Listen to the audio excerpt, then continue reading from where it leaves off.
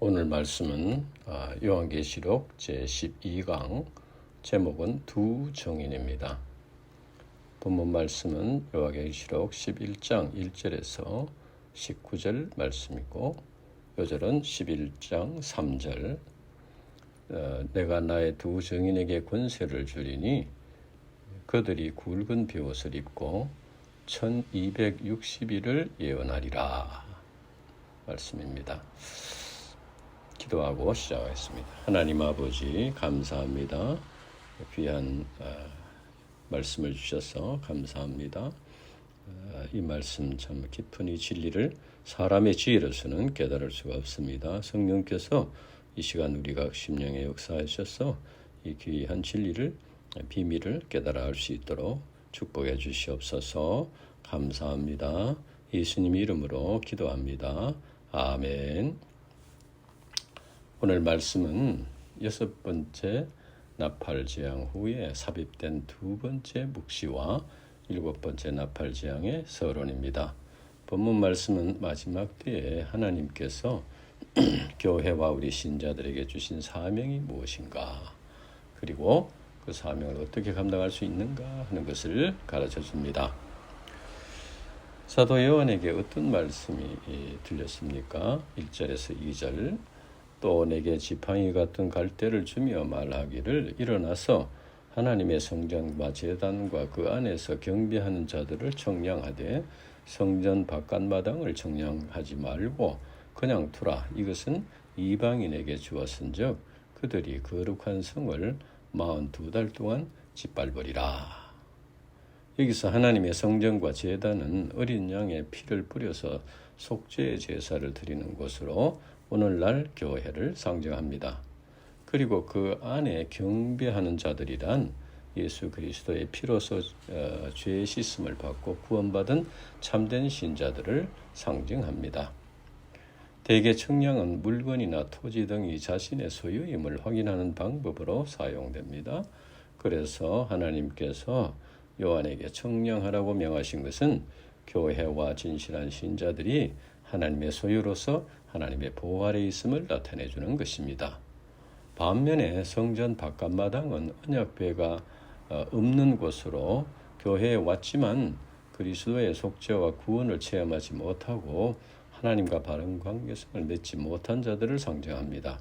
그래서 성전 바깥마당은 청량하지 말라는 것은 교회 모임에 나오기는 하지만 복음 진리를 깨닫지 못하고 참된 믿음을 갖지 못한 자들은 하나님의 보호에서 벗어나 있음을 상징하는 것입니다. 그리고 이방인은 사단 마귀의 종들을 말하고 42달 동안이란 제한된 기간임을 의미합니다. 그래서 이방인들이 거룩한 성을 42달 동안 짓밟는다는 것은 사단 마귀의 세력이 일정 기간 동안 교회를 박해한다는 것입니다. 그리고 본문 말씀은 사단 마귀의 박해도 하나님의 주권 아래 있음을 나타내 줍니다. 즉 교회를 박해할 권한은 사단 마귀의 종인 이방인에게 주어진 것이며 허락된 범위 안에서 활동한다는 것입니다. 교회가 사단 마귀의 세력에 의해서 박해와 멸시를 당할 수 있지만 결코 음부의 권세가 이기지 못한다는 말씀이 그대로 이루어지는 것입니다. 오늘날 전쟁과 지진과 각종 재난이 끊임없이 일어나고 있습니다. 러시아 우크라이나 전쟁, 이스라엘 하마스 전쟁, 터키 지진, 일본의 지진과 비행기 충돌 등 각종 말세 징조들이 나타나고 있습니다. 이러한 때에 우리는 성전 바깥마당에 있는 자들과 같이 형식적인 신앙, 인본적인 신자들이 되지 않고 하나님의 성전과 제단 안에 있는 자들과 같이 복음 진리에 기초한 참된 신자들이 되어서 하나님의 보호하심을 받는 자들이 되어야 하는 것입니다. 그러면 하나님께서 두 정인에게 어떤 사명을 주셨습니까? 3절에서 4절 내가 나의 두 종에게 권세를 주리니 그들이 굵은 베옷을 입고 1260일을 예언하리라. 그들은 이 땅의 주 앞에 서 있는 두 감람나무와 두 촛대니. 여기서 내가 나의 두 증인에게 권세를 주리니, 영어 성경에 보면 I will appoint my two witnesses.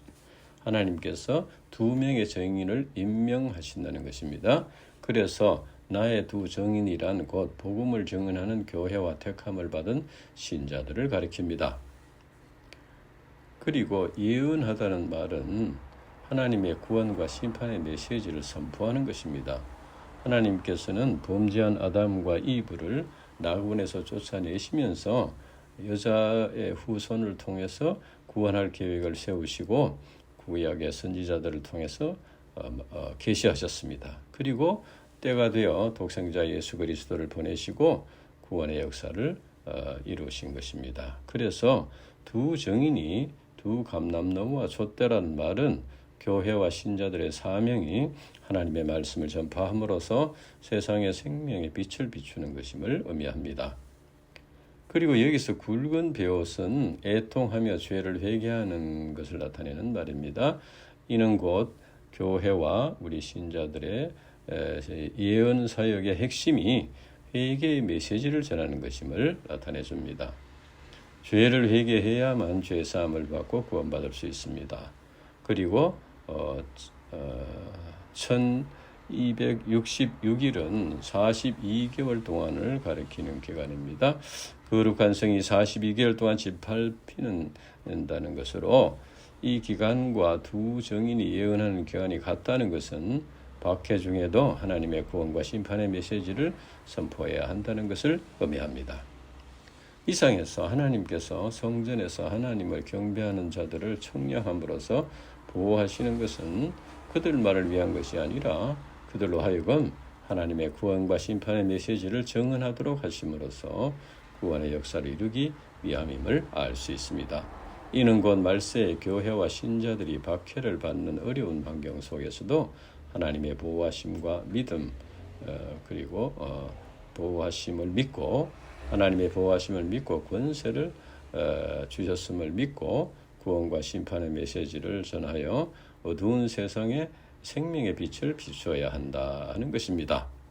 오늘날 하나님께서 우리 신자들을 부르시고 구원하신 것은 복음의 증인으로 세우셔서 구원의 역사를 이루기를 원하신다는 것입니다. 그래서 우리는 자기 자신의 구원에 안주해서는 안 되고 사단 마귀의 해방이 극심한 가운데서도 하나님의 보호하심을 믿고 열심히 그리스도를 증언함으로써 구원의 역사를 이루어야 하는 것입니다. 그러면 하나님께서 두 증인이 사명을 감당할 수 있도록 어떻게 도와주십니까? 5절에서 6절 만일 누구든지 그들을 해치고자 하면 그들의 입에서 불이 나와서 그들의 원수를 삼켜버릴 것이요 누구든지 그들을 해하고자 하면 반드시 그와 같이 죽임을 당하리라. 그들이 권능을 가지고 하늘에 다 그 예언을 하는 날 동안 비가 오지 못하게 하고 또 권능을 가지고 물을 피로 변하게 하고 아무 때든지 원하는 대로 여러 가지 재앙으로 땅을 치리로다. 여기서 그들의 입에서 불이 나와서 그들의 원수들을 삼켜버릴 것이라는 말은 하나님의 말씀이 최후의 심판의 근거가 될 것이라는 의미입니다. 예레미야 5장 14절 후반절에 보면 내가 네 입에 있는 나의 말을 불이 되게 하고 이 백성을 나무가 되게 하여 불사르리라 그 말했습니다. 하나님의 말씀이 1차적으로는 사람들에게 죄를 깨우쳐 줌으로써 회개를 촉구하고 구원하는 메시지입니다. 그러나 하나님의 심판의 메시지를 듣고도 끝까지 회개하지 않는 자들에게는 심판의 불이 된다는 것입니다. 그리고 그들의 원수라는 말은 하나님의 말씀을 전하는 교회와 신자들을 박해하고 죽이며 거룩한 성을 짓밟는 사단 마귀의 종들을 가리킵니다. 이것은 두 증인의 사역에는 그들을 해하려고 하는 세력이 있다는 것을 나타내 줍니다. 즉, 두 증인의 삶이 순탄하지 않다는 것입니다. 오늘날도 사단 마귀의 세력이 끊임없이 복음 전파의 사역을 회방하고 있습니다.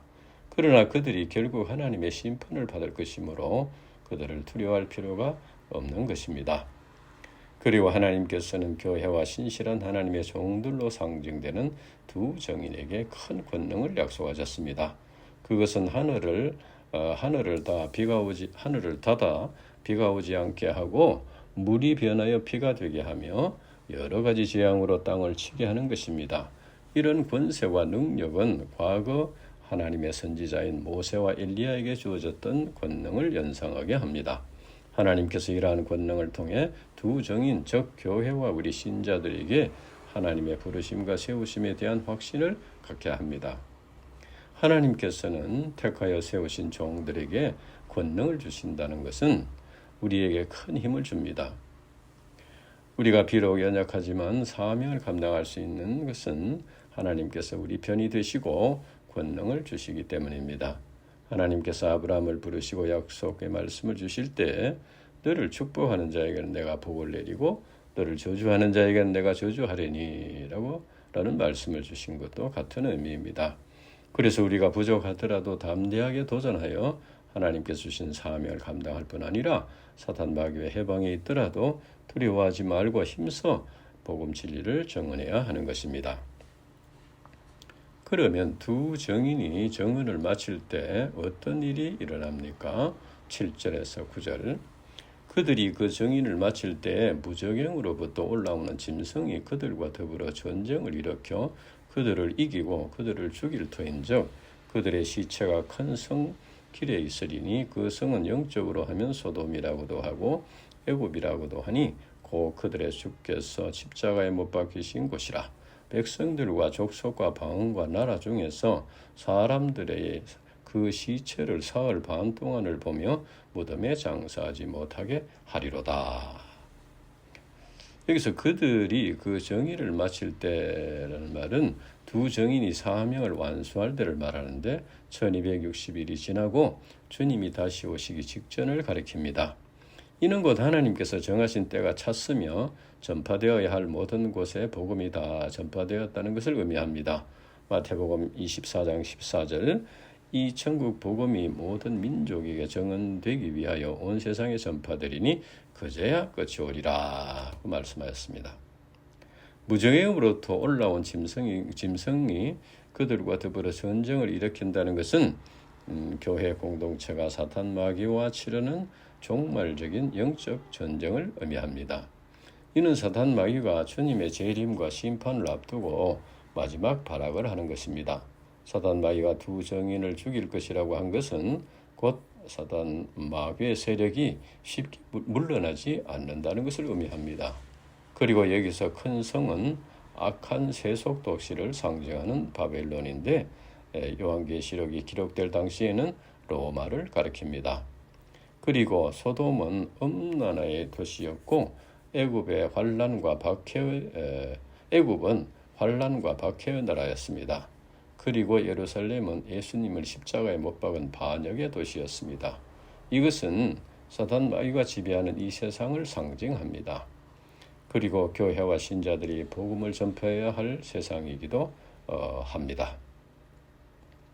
두 정인은 이러한 세상에서 복음을 전파하다가 많은 박해를 받고 죽임을 당하고 그들의 시체를 장례도 치르지 않고 버려둘 만큼 수치를 당하게 됩니다.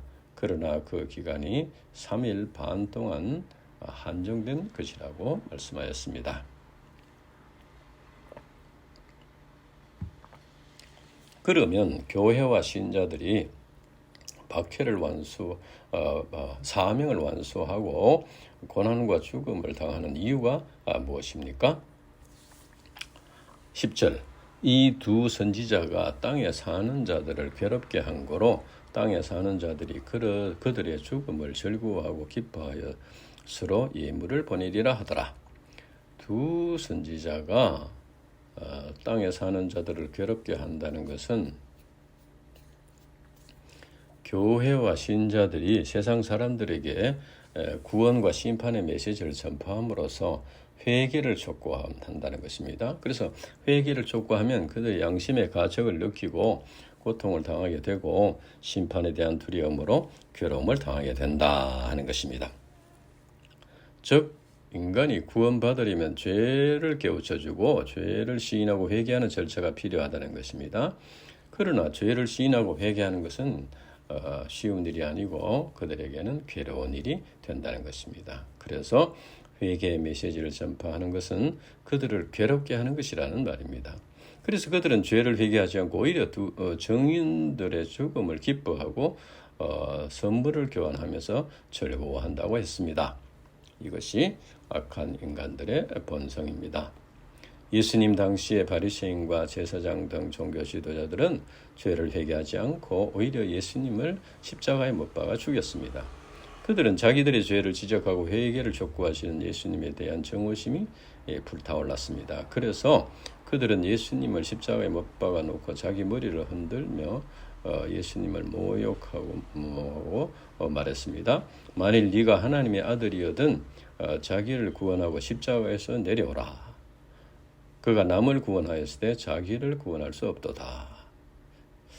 마태복음 27장 39절에서 42절에 나오는 말씀입니다.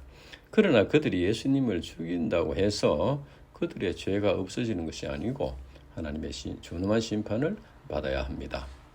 그래서 정인들이 복음 진리를 전파하는 것은 그들을 괴롭게 하는 것이므로 그들로부터 미움을 당하고 배척을 당하는 것을 당연하게 여겨야 한다는 것입니다. 심지어 죽임을 당하는 것까지도 각오해야 합니다.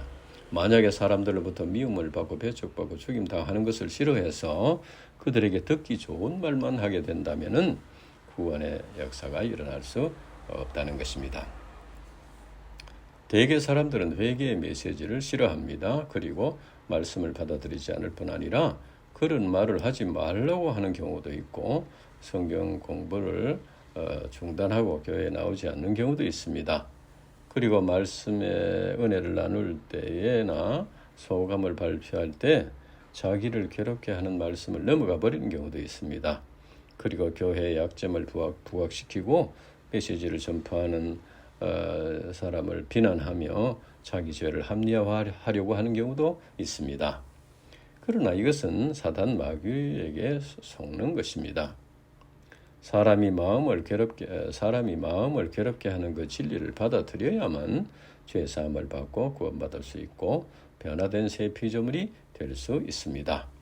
그리고 죄를 회개하고 죄 사함을 받을 때 하나님과 바른 관계성을 맺음으로써 참된 평화를 누리게 되는 것입니다. 그래서 우리는 미움을 당하고 배척을 받고 순교를 당하는 일이 있더라도 힘써 복음을 전파해야 하는 것입니다. 그런데 두 정인에게 어떤 반전이 일어납니까? 11절에서 12절.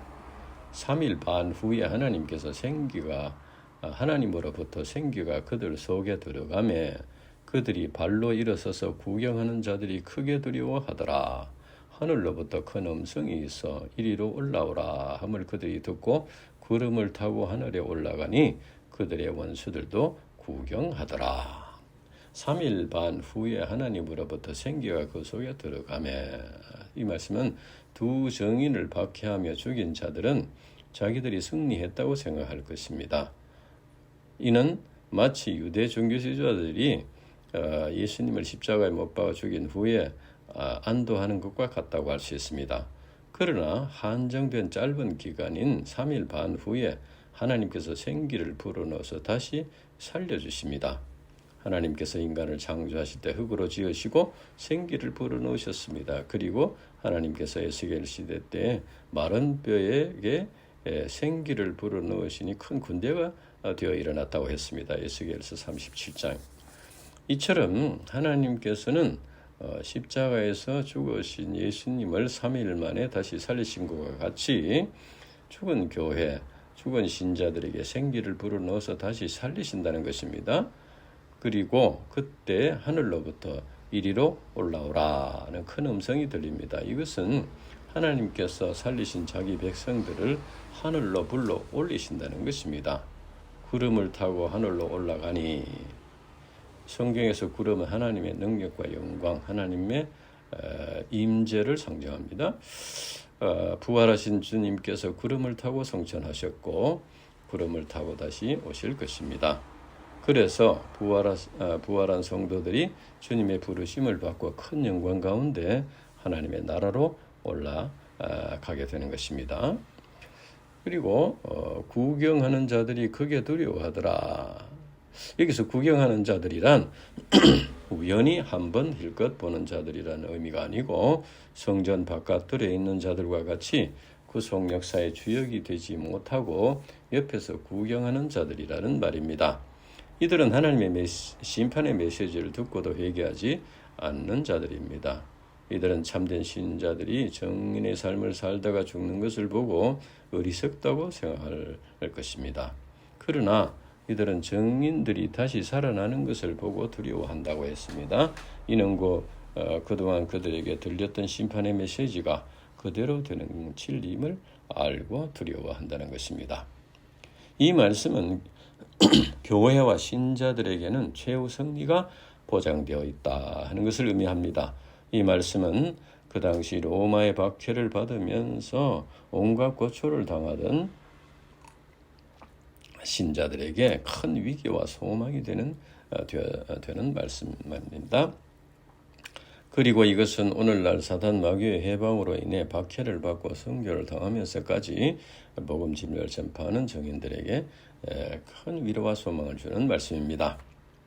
로마서 8장 17절에서 18절 자녀이면 또한 상속자 곧 하나님의 상속자요 그리스도와 함께는 상속자니 우리가 그와 함께 영광을 받기 위하여 고난도 함께 받아야 할 것이니라.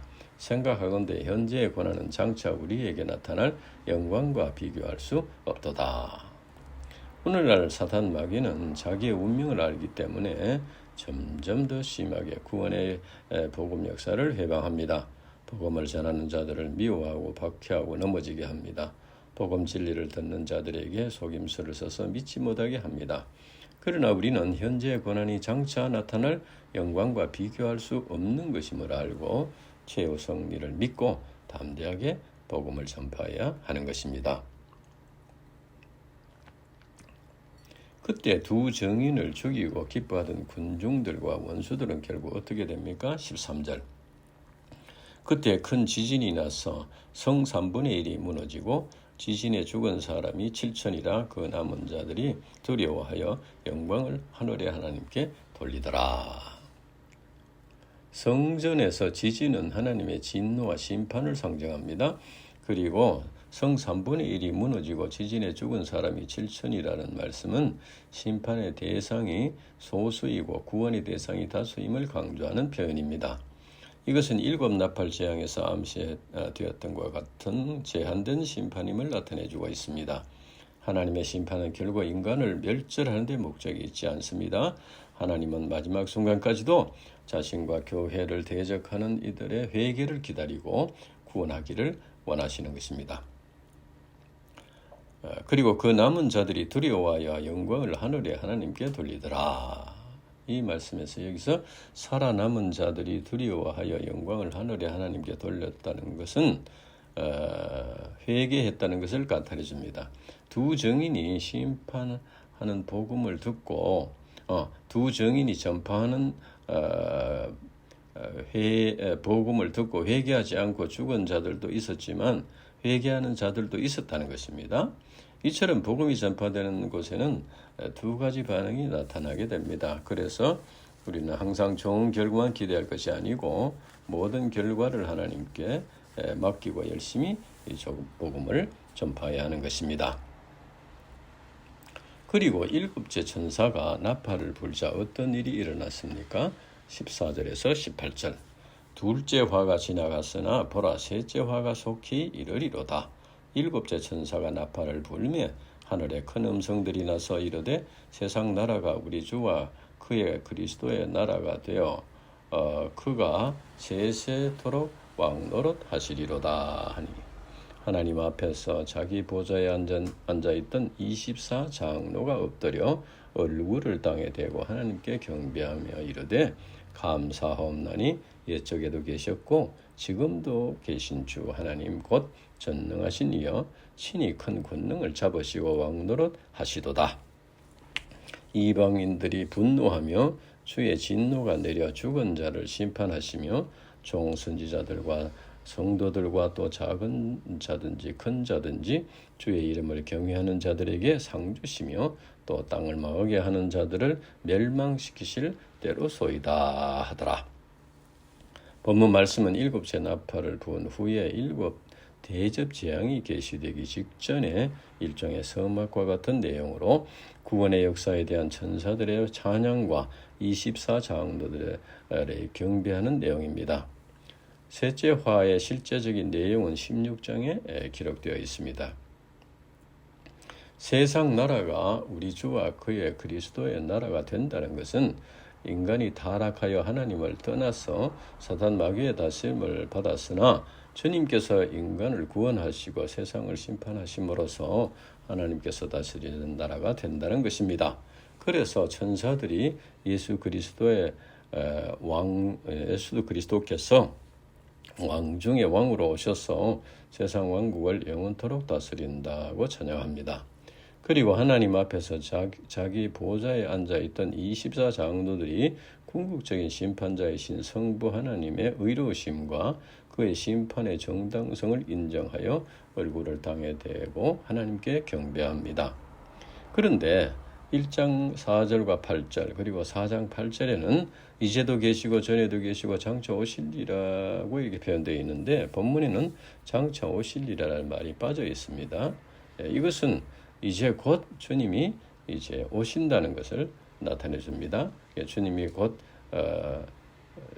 구원과 심판을 하기 위해서 오시는 것이 확실하기 때문에 주님이 오신 것이나 마찬가지라는 그런 의미입니다. 하나님을 믿지 않고 하나님의 백성을 괴롭게 하던 사탄 마귀의 세력은 심판을 받고 고난과 죽임을 당하면서도 믿음을 지키며 하나님을 경외하는 자들에게는 상을 주십니다. 그때 하늘에서 무엇이 보였습니까? 19절 이에 하늘에 있는 하나님의 성전이 열리니 성전 안에 하나님의 언약궤가 보이며 또 번개와 음성들과 우레와 지진과 큰 우박이 있더라. 성전 안에 있는 하나님의 언약궤는 대제사장이 들어가서 속죄 제사를 드리는 곳입니다. 이것은 예수 그리스도의 십자가를 상징합니다. 이스라엘 백성들이 하나님의 언약궤에 어린 양의 피를 뿌려서 속죄함을 받았듯이 오늘날 우리 인간들이 예수 그리스도의 십자가의 보혈의 공로를 믿음으로써 죄 사함을 받고 구원받는 것입니다. 본문에서 하늘에 있는 하나님의 성전이 열리고 하나님의 언약궤를 보여주신 것은 이제 구원의 역사가 십자가에서 고난당하신 예수 그리스도의 죽음을 통해서 이루어지며 독생자를 희생제물로 내어주신 하나님의 사랑으로 말미암아 이루어진다는 것을 나타내 줍니다. 그래서 번개와 음성들과 우레와 지진과 큰 우박이 내리는 심판의 순간에도 하나님의 언약궤인 예수 그리스도를 믿고 구원받는 신자들에게는 최후 승리가 확실하다 하는 것입니다. 그러면 말세에 우리 신자들은 어떤 삶을 살아야 할까요? 첫째는 우리 신자들은 성전 뜰에 있는 자들이 아니라 성전 안에서 하나님을 경배하는 자들이 되어야 합니다. 즉 교회 모임에 나오는 것으로 구원받는 것이 아니고 죄를 회개하고 예수님의 십자가 복음 진리를 믿어야만 구원받는다는 것입니다. 그래서 우리는 그리스도의 십자가 복음 진리를 믿고 죄 사함과 구원을 확신하고 하나님과 바른 관계성을 맺어야 하는 것입니다. 둘째는 하나님의 부르심에 대한 확신이 있어야 합니다. 하나님의 부르심에는 목적이 있고 사명이 있습니다. 하나님께서 우리들을 구원하신 것은 우리만의 행복을 위한 것이 아니고 구원의 역사를 이루기 위함입니다. 그래서 우리는 하나님의 구원과 심판의 메시지를 전파할 증인으로 세우셨음을 확신하고 복음 진리를 전파해야 하는 것입니다. 그리고 우리가 받은 복음 전파의 사명은 교회나 사람이 준 것이 아니고 하나님이 주신 것입니다. 만약에 사명을 교회나 사람이 주었다고 생각하면 그 교회를 떠나거나 사람과의 관계성이 멀어지면 사명도 없어지는 것으로 생각할 수 있습니다. 그러나 우리는 하나님으로부터 사명을 받은 것이므로 어떤 상황에서도 그 사명을 감당해야 하는 것입니다. 셋째는 하나님 나라의 소망을 가지고 최후 승리에 대한 확신을 가져야 한다는 것입니다. 심판의 메시지, 회개의 메시지를 전하는 것은 이 세상을 지배하고 있는 사탄 마귀와의 영적인 싸움입니다. 그래서 사탄 마귀의 역사를 볼 수 있는 영의 눈이 있어야 한다는 것입니다. 그렇지 않으면 눈에 보이는 사람과 싸우기 쉽습니다. 그리고 사탄 마귀의 세력은 사람의 힘보다 강합니다. 그래서 하나님께서 정인의 사명을 감당하는 교회와 우리 신자들에게 이 세상에 사는 날 동안에 사탄 마귀를 물리칠 힘을 주셨고 마지막 날에 다시 살리셔서 하나님 나라로 인도하십니다. 그래서 우리가 하나님께서 주시는 영적 권세를 확신하고 담대하게 사탄 마귀에게 도전해야 하는 것입니다. 그래서 우리가 복음 전파의 사명을 감당하는 것이 세상 사람들을 위한 것이기도 하지만 결과적으로는 우리 신자들 자신을 위한 것이라는 것입니다. 우리가 정인의 사명을 감당할 때 하나님께서 사탄 마귀를 이길 권세를 주시고 하나님 나라의 소망을 이루어 주십니다. 그래서 정인의 사명이 진정으로 우리 자신의 생명을 위한 것이라는 말입니다. 우리가 정인의 사명을 감당할 때 이 세상에서도 승리의 삶을 살게 되고 장차 영원한 하나님 나라의 소망을 이루게 될 것을 믿습니다. 아멘.